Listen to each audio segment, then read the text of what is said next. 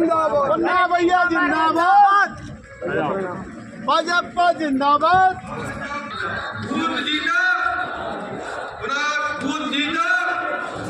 आज बहुत लंबे समय बाद इस भूमिका में आप सबके बीच में आना हुआ है,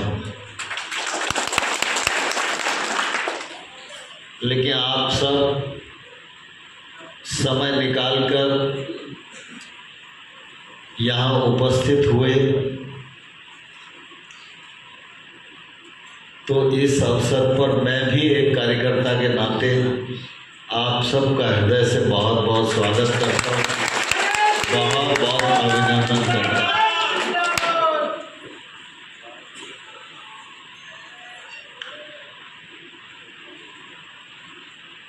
ये कोलारस का क्षेत्र शिवपुरी जिला और समूचा मध्य प्रदेश भारतीय जनता पार्टी के लिए एक जमाने में कठिनाइयों से भरा हुआ था, लेकिन हम सब जानते हैं दुनिया में कोई भी काम कठिन तो हो सकता है, लेकिन कार्यकर्ता ठान ले तो असंभव नहीं हो सकता। और ये भारतीय जनता पार्टी के कार्यकर्ताओं का ही प्रताप है, उनका ही संकल्प है कि आज भारतीय जनता पार्टी दुनिया की सबसे बड़ी राजनीतिक पार्टी बन गई।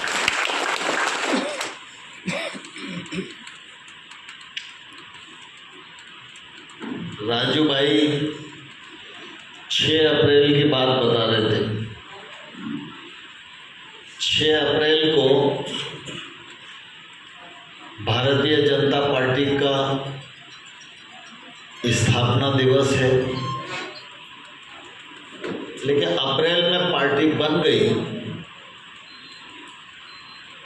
तो दिसंबर में 80 में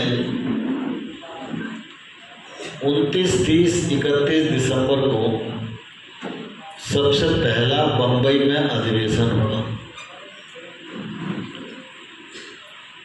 वो अधिवेशन कोलारस आओ तो मुझे थोड़ा सा दुख भरी यादों में पहुंच जाने की स्थिति बन जाती।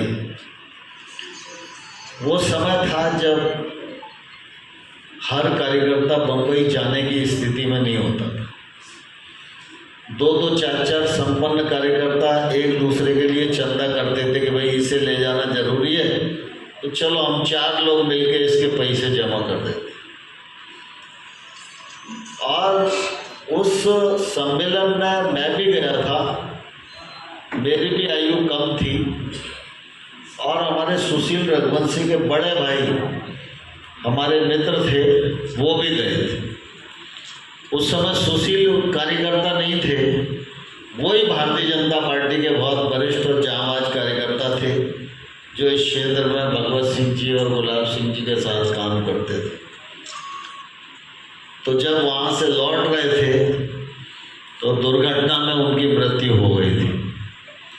इसलिए भारतीय जनता पार्टी का वो सम्मेलन रघुवंशी जी का देहावसान और ये बदरवास कोलारस विधानसभा एक दूसरे रिलेटेड है, तो यहाँ आओ तो अक्सर ये याद आ जाती है। लेकिन तब से लेकर अब तक लगातार सभी लोगों ने काम किया तो पार्टी का ये स्वरूप आज दिखाई दे रहा है। लेकिन हम सब पार्टी के कार्यकर्ता हैं और हम सबको भी आगे बढ़ना है और पार्टी को भी आगे बढ़ाना है। तो स्वाभाविक रूप से अच्छे वारिस वही होते हैं जो अपने भूतकाल से प्रेरणा लें, वर्तमान पर गौरव करें और भविष्य को गढ़ने का काम करें, आगे बढ़ने का काम। तो इसलिए भूतकाल को हमेशा याद रखना चाहिए। मुझे तो ध्यान नहीं था कि कल्याण सिंह और राजू भाई जब भाषण दे रहे थे तो कुछ पुरानी बातें कर रहे थे कि नरेंद्र सिंह जी बस से आते थे, नरेंद्र सिंह जी रेल में अखबार बिछाकर सो जाते थे। तो तुम लोगों को लग रहा होगा अखबार बिछा के सोने की क्या जरूरत है, लेकिन उस समय स्थिति ऐसी थी। रेलगाड़ी में एसी का डब्बा उस कालखंड में नहीं होता था। उस समय बड़े लोगों के लिए फर्स्ट क्लास होता था। जैसा आज एसी होता है ऐसा रिजर्वेशन के 2-3 डब्बे होते थे, बाकी जनरल कोच रहते थे। तो हम लोग छोटे कार्यकर्ता थे, यहाँ से सतना जा रहे हैं, छत्तीसगढ़ जा रहे हैं, तो रिजर्वेशन तो कराते नहीं थे। तो अपने सूटकेस में हमेशा 2-3 अखबार रखते थे। तो रेल में बैठ गए और जब रात ज़्यादा हो गई तो कोच के बीच में लोग बैठे हुए हैं, उन्होंने सीधा अखबार बिछाया और उस पर सो गए। तो घंटे 2 घंटे की नींद हो गई। ये क्रम मेरा ही नहीं, बहुत सारे मेरे साथ के कार्यकर्ता उन सब लोगों का चला। लेकिन यहाँ से लेकर छत्तीसगढ़ तक इसी जज्बे ने पार्टी को मजबूत किया। कैसे रायपुर जाएं, कैसे धमतरी जाएं, कैसे जगदलपुर जाएं। आज तो अच्छी सड़कें हैं, आप लोग मंडल की बैठक फटाफट कर लेते हो। इतने अच्छे शादीगर बन गए, इसमें अब हम बैठ के आज बैठक कर रहे हैं। नहीं तो हम लोग आते थे तो ये मुकेश ही किसी दुकान पे बैठा देता था और मैं चाय वाय पिला के बैठक हो जाती थी।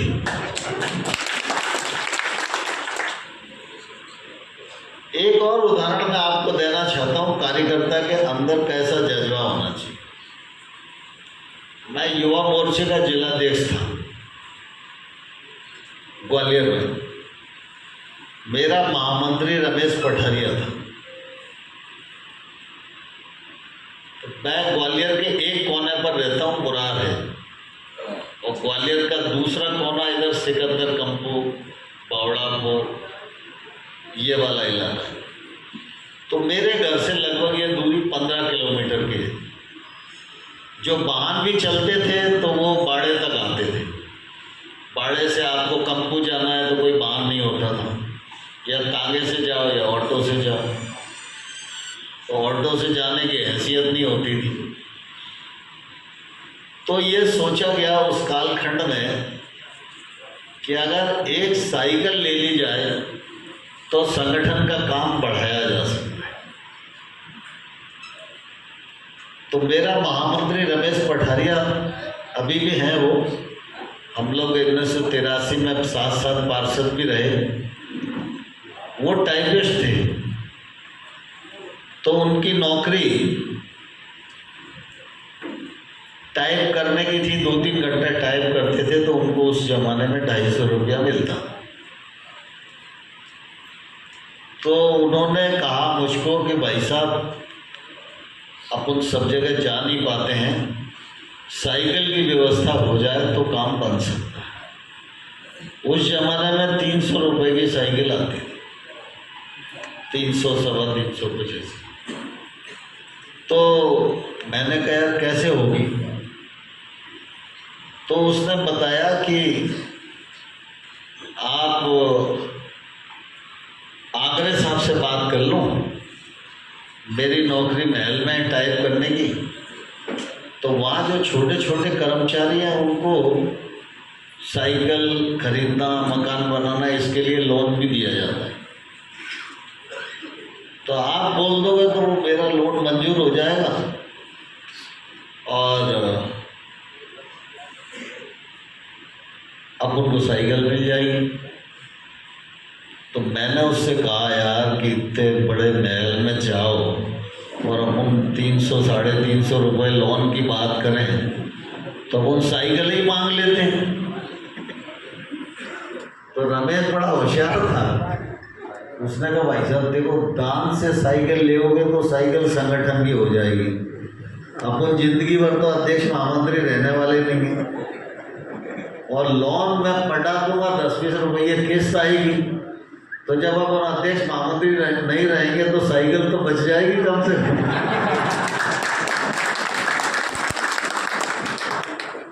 तो हम लोग गए भाई, तो लोन मंजूर हुआ, और लोन मंजूर होने के बाद फिर हम 40-50 लोग, ग्वालियर का कार्यालय मुखर्जी होने वहाँ बैठक थी, तो सब इकट्ठे होके चेक लेके चड्डा साइकिल स्टोर पर पाटनगर बाजार पर साइकिल कसवाने गए। आप सोचो, साइकिल खरीदने के लिए 40-50 लोग जाएंगे, अब युवा मोर्चे को साइकिल मिल रही है तो क्या परिस्थिति होगी और काम करने का क्या जज्बा हो। तो फिर मैं उसके बाद मुरार से टेम्पो में बैठ के बाड़े आता था, बाड़े में रमेश जी मिल जाते थे, और फिर दिन भर हम लोग बाढ़ में युवा मोर्चे का काम करते थे। तो ये कालखंड भी ध्यान में रहना चाहिए कि आखिर बुनियाद में कितना पसीना लगाए और बुनियाद में कैसी भावना लगी। अब लोगों को लगेगा कि अब आज तो अपने पास संपन्नता है, तो इस भावना की जरूरत ही क्या है, सब साधन है। लेकिन आप इतना ध्यान रखो, साधन संपन्नता ये सुविधा दे सकती है, लेकिन मारक क्षमता नहीं दे सकती। मारक क्षमता अगर अपने भीतर पैदा करना है तो हमको अपनी नैतिक ताकत बढ़ाना पड़ेगी, और नैतिक ताकत जो है पसीने की बूंद जब धरती पे गिरती है तभी बढ़ती है।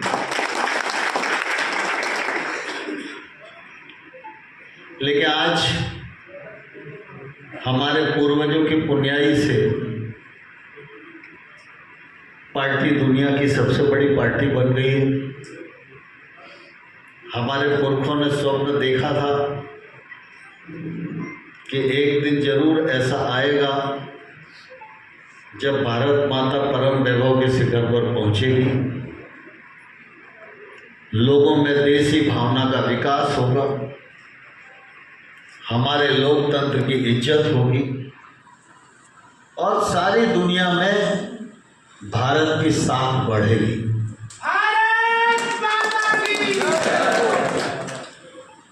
आप सोचो, 1951 में राष्ट्रीय सरकार थी केंद्र में, डॉक्टर श्यामा प्रसाद मुखर्जी उस सरकार में उद्योग मंत्री थे। तो अगर साधन का लाभ उठाना था तो मंत्री पद छोड़ने की जरूरत नहीं थी। उद्योग मंत्री पद से इस्तीफा दिया, वो कांग्रेस की सरकार नहीं थी, नेशनल गवर्नमेंट थी, बाद में फिर कांग्रेस की सरकार बनी दूसरे चुनाव के बाद। उन्होंने इस्तीफा दिया इस बात को लेकर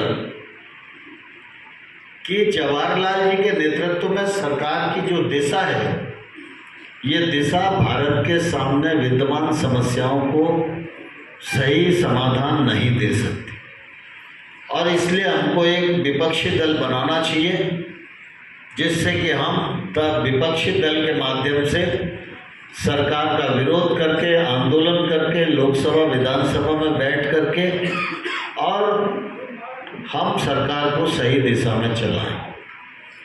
अब उस समय तो एकदम हास्यास्पद स्थिति ही रही होगी कि 4-5 लोग ये क्या देश को चलाएंगे और क्या दिशा देंगे।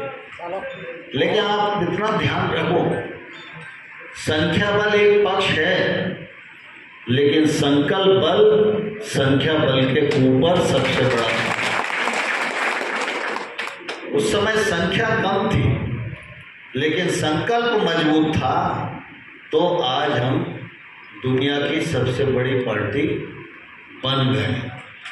ये उन्हीं की कल्पना है और उन्हीं का सपना था, जिस सपने को हम सब लोग आज पूरा करने जा रहे हैं। इस दौर में बहुत सारे उतार चढ़ाव आए, एक समय ऐसा भी आया कि हमारे 2 सांसद रह गए, तो कांग्रेस पक्ष के लोग अटल जी जैसे नेता को बोलने नहीं देते थे, क्योंकि लोकसभा में जो टाइम का आवंटन है वो संसद सदस्यों की संख्या के अनुसार ही होता है। जिसके ज़्यादा सदस्य होते हैं उसको ज़्यादा टाइम मिलता है, जिसके कम होते हैं उसे कम मिलता है। अब हमारे तो 2 ही थे, तो नियम के अनुसार तो अटल जी को भी टाइम नहीं मिल पाता था। तो एक बार अटल जी किसी विषय को उठाना चाहते थे और अध्यक्ष ने कह दिया कि भाई आपका समय इतना ही है, तो कांग्रेसी हंस पड़े। तो अटल जी थोड़ा गुस्से में आ गए। तो अटल जी ने उस समय लोकसभा में कहा था कि मैं भाषण दूंगा और ये रिकॉर्ड पर रहेगा। आज जो लोग हम पर हंस रहे हैं और हमारी संख्या पर हंस रहे हैं, एक दिन वो जरूर आएगा जब भारतीय जनता पार्टी संसद में सबसे बड़ी पार्टी होगी और सारा देश आप लोगों पर हंस रहा होगा।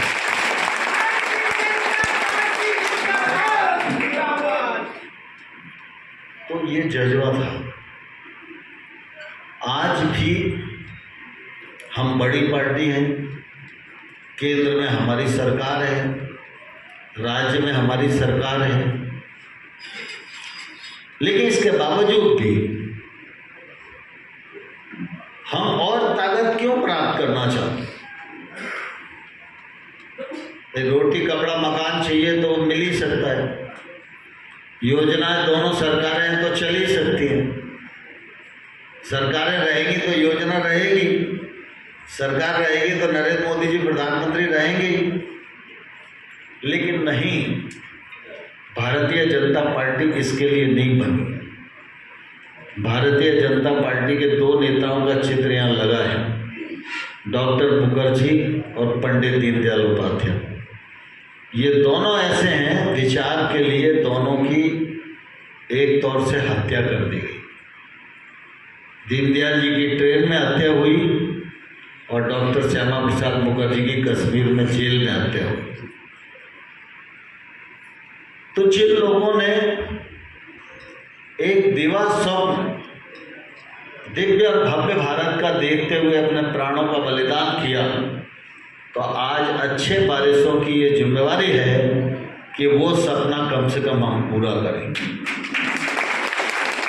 और इसलिए आप सबने देखा होगा 2014 से नरेंद्र मोदी जी प्रधानमंत्री बने, तो सरकारें तो पहले भी थी, प्रधानमंत्री तो पहले भी थे, हमारे नहीं थे, कोई दूसरे थे, लेकिन पहले के प्रधानमंत्री नरेंद्र मोदी जी जैसे क्यों नहीं थे?